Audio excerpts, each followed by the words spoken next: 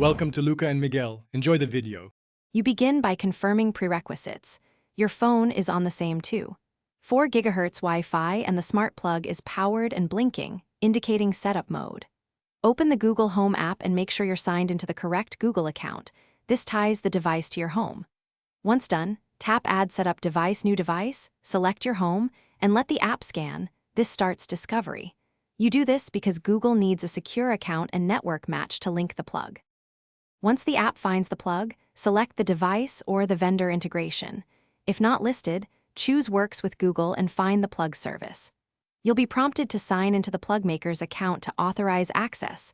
This lets Google control the plug securely. After authorization, the app will ask you to assign the plug to a room and name it.